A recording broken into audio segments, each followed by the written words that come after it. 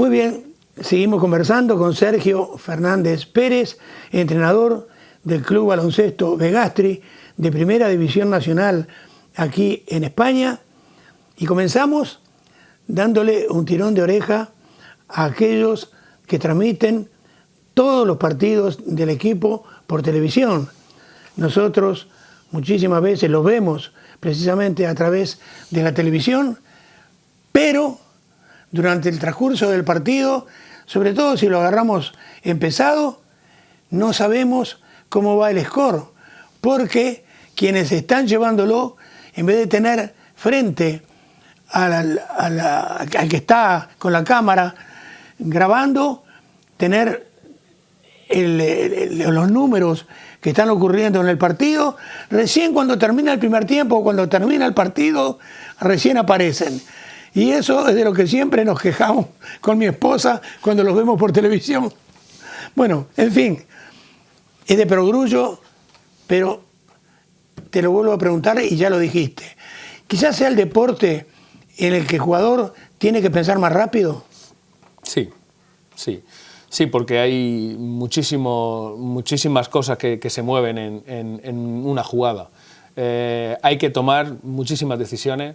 Por ejemplo, un defensa que está persiguiendo a un jugador que quiere salir por algún bloqueo, pues tiene que tomar, en esa persecución, tiene que tomar un montón de decisiones, si sale por delante del bloqueo, si sale por detrás, por dónde le ha dicho el entrenador que sale, si le está ayudando su compañero, si hay comunicación con el otro defensor. Es bastante complicado. Ya la defensa, pues cuanto más el ataque, donde hay muchos gestos técnicos que pulir en cada ataque. Entonces sí me parece que es un deporte de los más, no sé si el más, pero sí de los que más rápido hay que pensar y más rápido hay que tomar decisiones. Por eso es interesantísimo para los niños, porque es un deporte que te despierta la mente de una manera brutal. Y ya que estás hablando de los equipos bases, tanto masculino como femenino, ese trabajo que ustedes realizan allí, digamos, ha dado sus frutos. Lo pregunto porque tienen, aunque sea uno o dos jugadores de vuestro club en las selecciones españolas. Bueno, en la selección española hemos tenido a un jugador que ha hecho algún entrenamiento con selección española, pero en selecciones murcianas sí hemos tenido muchas veces a muchos jugadores que han estado o que han entrado o que han estado a punto de entrar. Entonces, pues sí, consideramos que nuestro trabajo es bueno. Lógicamente, la materia prima que te cae en tus manos tiene que ser interesante y tienes que pillarla, sobre todo, en las edades adecuadas para que te dé tiempo a que haya una progresión y una mejora. Si ya pilla a un niño que luego puede llegar a ser muy bueno, pero ya lo pilla en segundo año de cadete o primer año de junior, es difícil que te dé tiempo a sacar de él todo su potencial. Ahora, si lo pillas bien pequeño, pues podemos hacer grandes jugadores como hemos hecho hasta ahora. Ahora bien, yo diría que estás trabajando en el Auxerre español, que está nada más ni nada menos que en Sejín, un pueblo de 18 mil habitantes. Estás a 70 kilómetros de la capital, de Murcia capital. Entonces, ¿cómo se ha obrado ese milagro que todos vemos, oyendo a los partidos o mirándolo como lo hacemos los viejitos, sobre todo en invierno, o mirando los partidos por televisión? ¿Cómo se ha logrado ese milagro de prácticamente semana a semana obtener resultados importantes? Bueno, yo creo que un poco lo que te comentaba antes de ese ecosistema, de esa unión del equipo, pues es una cosa que va de boca en boca. Y a mí, veranos atrás, sobre todo cuando empezaba, cuando yo llamaba por teléfono en verano a un jugador, oye, estoy interesado en ti, me gustaría que habláramos para jugar aquí, pues no se reían de mí porque tenían respeto y educación, pero le hubiera apetecido reírse de mí, porque le estoy diciendo que se vengan a 70 kilómetros de una capital donde tienen varios conjuntos en esa misma categoría, y yo le estoy diciendo que esta es mejor opción que aquella. Entonces, pues bueno, pues me decían que no. Pero bueno, algún loco, algún intrépido dijo que sí, y empezamos a generar pues un sitio, una fama, donde oye, en Begastri, oye con Sergio, oye qué bien se está, oye qué bien funciona. Y ese boca a boca hace que yo, pues estos últimos años, casi prácticamente se me haga el equipo solo. Yo recibo llamadas diciéndome, puedo jugar para ti, y de eso me enorgullezco mucho, porque eso sí nos lo hemos ganado como club, no es solo yo, pero como club nos hemos ganado esa buena fama de que aquí se progresa mucho, de que aquí al jugador joven que sale de cantera con proyección se le mima y se le da es un trampolín de salto. Ahora mismo tenemos a varios jugadores que han pasado por aquí, como Juan Rubio en Les Plata y jugando muy bien, o Adrián Méndez también en Les Plata, o algunos más que han pasado por aquí y están en categorías superiores y con proyección de llegar más arriba. Entonces, toda esa fama de qué familia se monta en Cejín todos los años, de qué a gusto, de estamos siempre en la zona alta de la tabla, hace que podamos obrar ese milagro, hace que jugadores que ya no pensabas que pudieran estar en tu órbita porque están jugando en ligas más altas, te llamen y te digan, Sergio, ¿podré jugar para ti este año? Y eso es un auténtico orgullo y hace, pues eso, como tú dices, que tengamos una plantilla. ¿Qué hace esta plantilla a 70 kilómetros de la capital, desplazándose 2 noches a la semana a entrenar en Cejín? Estos chicos, como están, podrían jugar donde quisieran, juegan donde quieren, juegan aquí. Ahora bien, en mi época de jugador de fútbol mediocre, tuve la tremenda fortuna de jugar durante casi 2 temporadas al lado de Ladislao Laxi Kubala, el húngaro. De él bebí, pero bebí tanto que digamos que después en mi época de entrenador llevé a rajatabla todo lo que era su filosofía dentro y fuera de un terreno de juego. En el caso tuyo, ¿has bebido de algún entrenador? Bueno, he tenido algunos referentes, como Jesús, que ha sido mi entrenador cuando yo era jugador, la mayoría de años que yo he sido jugador. Luego he conocido otros entrenadores que han venido por el club, como Antonio Gómez Morer o como Antonio Pellegrín. De todo he cogido algo, pero no he tenido la posibilidad o la inmensa suerte que tú dices de estar ante un gran referente del baloncesto nacional con el que yo pudiera aprender. Creo que me he hecho un poco a mí mismo, aunque bueno, pues siempre de todo se aprende, de ver mucho baloncesto, de ir a ver muchos entrenamientos de entrenadores, de ir a muchos clinics, de mucho se aprende, ¿no? Pero siempre al final me he basado por mis intuiciones y mi sentido común para hacer las cosas. Quiero que le cuentes a la gente y cómo puede acceder a tu blog, que desde hace algunos años lo estás llevando. Contanos qué es lo que escribís en tu blog y por qué. Bueno, pues mi blog, que es sergio27m.wordpress.com, pues es una vía de escape, ¿no? Empezó un poco como una vía de escape porque, bueno, dentro de mis muchas características o peculiaridades, una de ellas es que me encanta escribir. Intenté que me publicaran alguna cosa, sin éxito, con lo cual no debo ser muy allá. Pero vi una manera con esto de los blogs, de las nuevas tecnologías, de la llegada tan fuerte de Internet a nuestras vidas, vi una manera de ser capaz de compaginar ambas cosas, ¿no? Entonces, para mí el blog es una manera, no de darme a conocer, porque no intento ser alguien conocido, es una manera de matar varios pájaros de un tiro, ¿no? Mi pasión por escribir, muchas veces es más cómo lo escribo que lo que estoy contando, porque me gusta mucho la literatura y torcerme por ahí, por esos senderos de las letras. Me gusta hablar del día a día de mi baloncesto. A veces hablo de algunos otros matices, pero básicamente hablo de baloncesto, hablo de cómo va la semana. Intento hacer una entrada semanal, intento ser muy fiel a mi blog, y la verdad es que pues son casi 5 años ya los que llevo con él. He hablado de casi todos los aspectos de mi vida y estoy muy contento de que mucha gente me haya escrito o me haya dicho por ahí, oye, me inspira mucho lo que escribes. Otro, oye, me has importunado porque alguna vez he denunciado alguna cosa y me he llevado algún contratiempo porque no me callo las cosas y me gusta, bueno, pues expresarme de esa manera, ¿no? Es un poco una forma de ser un altavoz de muchas cosas que yo llevo dentro, y hace mucho tiempo que me di cuenta que eso era una inquietud mía, ¿no? Yo tengo un diseño humano del que sé que he hablado algunas veces, que me dice que yo soy portavoz de cosas y altavoz de cosas, ¿no? Y me siento cómodo con esto porque siento que estoy más cerca de mi propio diseño, de cómo debo hacer las cosas, y por eso lo mantengo. Sergio, cada persona es un mundo, cada entrenador es un mundo. Por ejemplo, en fútbol se utilizan ejercicios para mejorar el desempeño técnico-táctico de sus jugadores. En tu caso particular, ¿qué tipos de ejercicios, por lo general, porque no vamos a estar acá 24 horas conversando, pero cuáles son, digamos, los mejores para mejorar ese desempeño técnico-táctico? Bueno, mis entrenamientos tienen 2 partes muy claras. todos mis entrenamientos tienen una parte de 5 contra 5, donde trabajamos los aspectos más claros del equipo, en una parte final del entrenamiento de mínimo media hora, cuando menos. Ahí trabajamos pues todo, pulimos sistemas, pulimos problemas defensivos, pulimos presión, pulimos las zonas, lo pulimos todo ahí.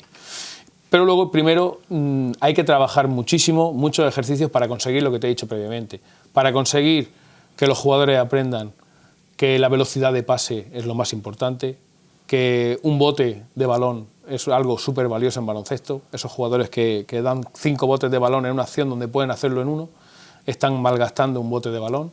Entonces, todo ese tipo de cosas, pues hacemos un montón de ejercicios de lo que llamamos ejercicios de campo abierto, de superioridades, de 3 contra 2 continuos, de 4 contra 3, de 2 contra 1, luego ejercicios de 2 contra 2 o 3 contra 3, donde pues ponemos algún matiz, les obligamos a no botar balón para que la velocidad de pase sea más importante, para trabajar la finta, en fin, un poco de todo eso tiene que llevar cada entrenamiento para que se vaya creando poco a poco esa dinámica de velocidad de balón, de moverme sin balón, de ofrecerme al espacio, ese tipo de cosas que son tan importantes, que luego las llevamos al 5x5 en cada parte del entrenamiento, en cada final de entrenamiento. Ahora bien, en fútbol, evidentemente, está bien marcada la zona de construcción de este deporte. Podemos hablar de Andrés Iniesta, podemos hablar de Modric, en fin, jugadores inteligentes. En su momento, evidentemente, Guardiola era un fenómeno. Entonces, en baloncesto, ¿también existe una zona de construcción del juego? Sí, sí.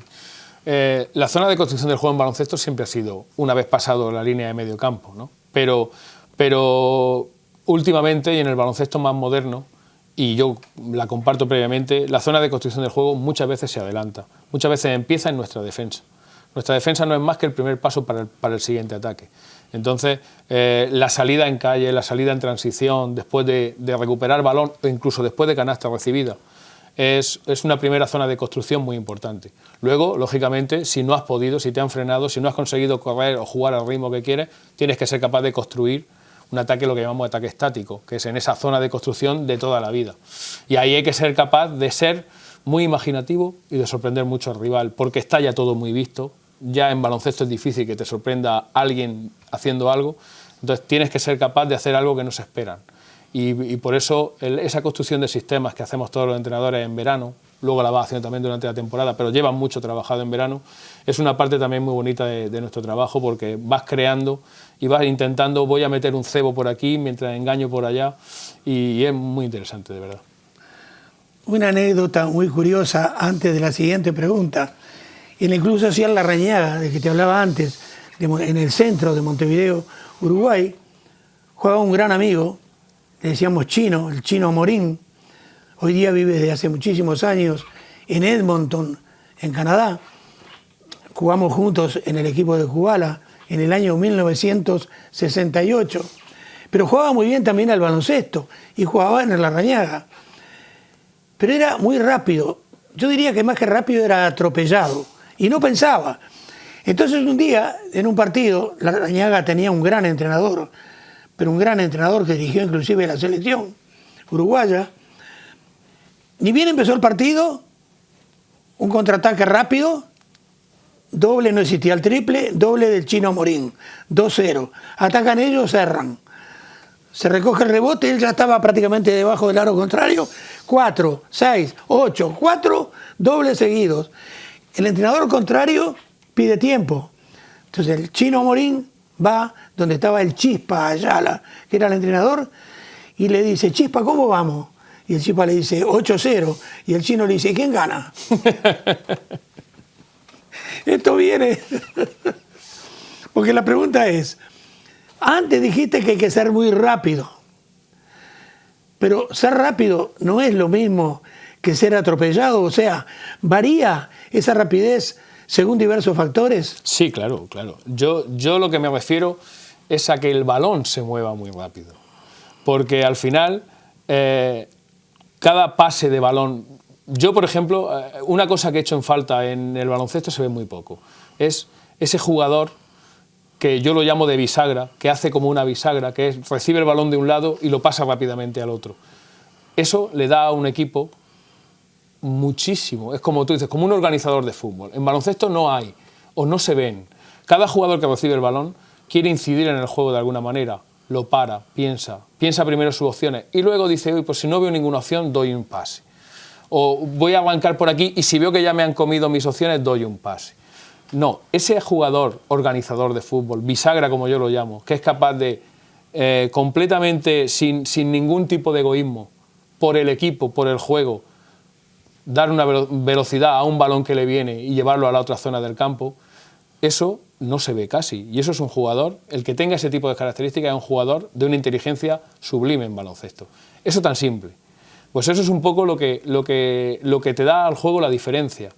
Que ese balón vuele más o vuele menos, cambia ya todas las posiciones defensivas del otro equipo, su lectura del lado débil, llegar tarde en el lado fuerte, una mano que ya no llega al momento adecuado y comete una falta. Entonces, esa es la obsesión un poco que yo tengo últimamente con mi equipo, ¿no? Conseguir la velocidad de balón. ¿Por qué? Porque, como tú dices, velocidad de un jugador con balón, pues depende de que tenga un jugador muy veloz. Pero va a ir más atropellado que veloz, porque ya va a depender de su calidad técnica y de ser capaz, pero no vas a conseguir más que juntarte con varios defensas que te quieren marcar. Puedes ser capaz de ser clarividente y dejar a alguien solo luego, pero no es lo normal. Ahora, un equipo que por norma general, cuando arranca, empieza 4, 5, 6 pases a una velocidad maravillosa, muy difícil que lo paren, muy difícil. Ahora bien, tanto aquí en España como fuera de España, se habla del argentino Cholo Simeone, que siempre fue como jugador, sobre todo en el Inter de Milán, era un jugador todoterreno, con una personalidad increíble. Entonces se dice que él ha influido, por sobre todas las cosas, en lo que es el actual Atlético de Madrid. Por eso la pregunta ¿es cierto o es un mito que el entrenador hace el equipo? No en nombrar jugadores para ciertas posiciones, no. Que es un reflejo el equipo de lo que es el entrenador. Sí, yo creo que sí. Yo creo que no debemos ser tan presuntuosos de pensar que incidimos tanto en el juego o que el juego no es de los jugadores. Sí es de los jugadores, pero lleva un sello y ese sello se ve muy claramente. No era lo mismo el Madrid de Mourinho que el Madrid de Ancelotti al año siguiente. No era lo mismo el Madrid que dejó Benítez que el de Zidane luego.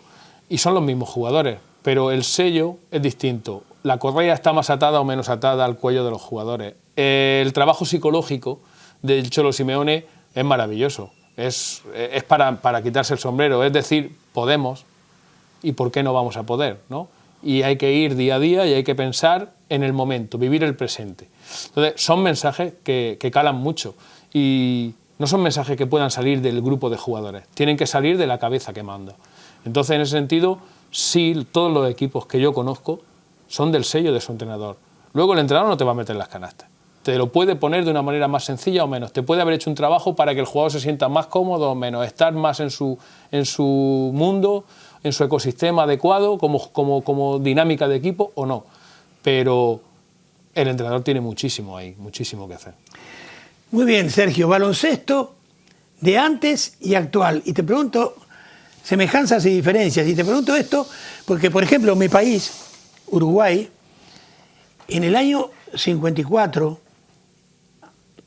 ya llovió bastante, en las Olimpiadas de Finlandia, en Helsinki, Uruguay se llevó la medalla de bronce, quedamos terceros.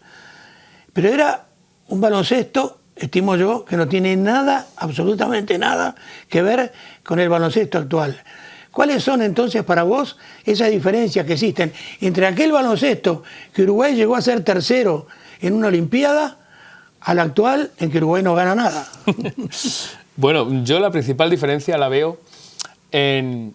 No sé qué fue antes, ¿no? Pero si tú ves una final de cualquier competición europea de los años 80 o incluso principios de los 90, verás que todos los equipos juegan con 7, 8 jugadores, no juegan con más. Hay 5, luego se mete el primer cambio, se mete el segundo, el tercero ya vuelve, ya no es alguien de banquillo, ya es el que estaba titular que vuelve a salir. Había menos partidos, los equipos podían jugar con los 7 o 8 mejores jugadores, el juego era menos físico. ¿Por qué? Porque esos jugadores tenían que jugar 30 35 minutos por partido. Entonces, ¿qué fue primero? ¿Que los jugadores empezaron a trabajar más su físico o que primero empezaron a aparecer más partidos por temporada, la competición de, bueno, NBA siempre ha sido NBA, pero Euroliga empezó a tener más partidos, la competición ACB empezó a tener más partidos. ¿Qué fue antes? O que llegó la dinámica de esos entrenadores, casi todas esas dinámicas vinieron de Estados Unidos, de involucrar a más gente en el equipo. Ya no juego con 7, juego con 10. Ya no juego con 10, juego con 9 o con 11. Porque todos los entrenadores de los 70 y los 80 españoles que conocemos, grandísimos entrenadores, pero cuando tú ves un partido de esa época, juegan 7. Claro, esos jugadores tenían que aguantar 35 minutos en pista con sus 5 personales. El juego era mucho menos físico, mucha menos velocidad. Ahora que hay pues, equipos con una dinámica de 14, 15 jugadores porque juegan Euroliga y juegan ACB, como puede ser un Madrid o un Barcelona, 80 partidos por temporada, casi como en la NBA, pero sin la estructura de equipo NBA que tienen su propio avión, que van de una manera mucho más cómoda. Todo eso conlleva un juego muy distinto al de entonces. Muy distinto al de entonces. Y eso se nota también en las selecciones. Porque muy al final... bien. Anteúltima pregunta entonces que te queremos hacer es, entonces el profesional, sobre todo el de baloncesto, se debe aislar totalmente de lo que hay alrededor, no tener nervios, no sentir presión. ¿Eso se lo tiene que inculcar el entrenador?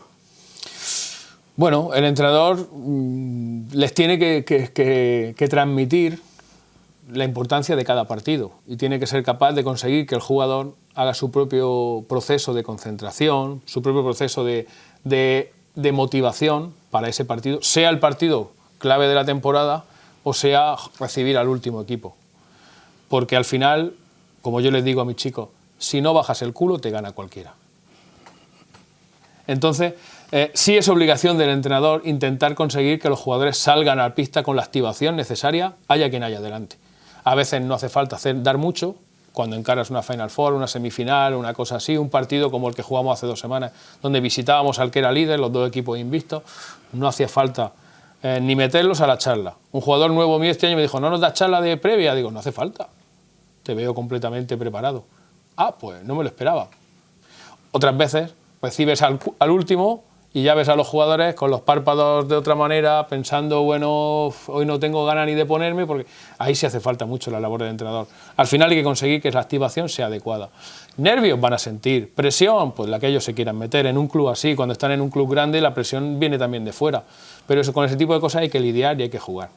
Muy bien, para terminar la última pregunta, se viene el Eurobásquet 2017, de los últimos 4, 3 se los llevó España, y ya se saben los equipos que se van a enfrentar a los gallegos, como decimos nosotros, que son Croacia, Montenegro, República Checa, Rumanía y Hungría.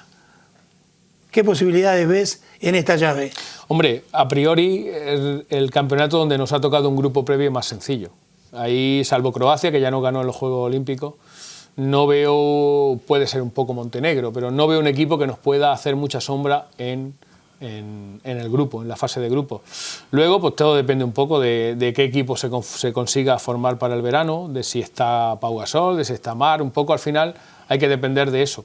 Pero yo creo que tenemos una selección muy potente y que la seguimos teniendo pese a que los grandes referentes ya van teniendo una edad muy avanzada. Si vienen, estaremos otra vez en la lucha por las medallas. Luego, pues un día malo lo puedes tener y hay muy buenas selecciones. Ahí está Lituania, está Francia. Casi siempre nos batimos contra las mismas al final, las medallas. Serbia, un poco están ahí siempre los mismos, Rusia, un poco todo. Pero dependemos de nosotros. Seguimos siendo la máxima candidata a llevárnoslo. Ahora, en un Eurobásquet donde pues falte Pau Gasol, falte Marc Gasol, falten los 3 o 4 principales referentes, ya es más difícil. De hecho, cuando han faltado, hemos tocado medalla o no. Terceros, cuartos, quintos, por ahí ha ido. Muy bien, Sergio, muchísimas gracias. En enero te esperamos de vuelta, ya arreglaremos día y hora para hacer una nueva entrevista. Y a ustedes decirles que esperamos haber encestado el triple que hemos nosotros tratado hoy de lograr, porque hemos traído un entrenador que realmente no solo es muy inteligente, muy bueno, muy buena persona y evidentemente llegaría con muchísimos éxitos a aquel equipo que se fijara en él. Hasta la semana que viene.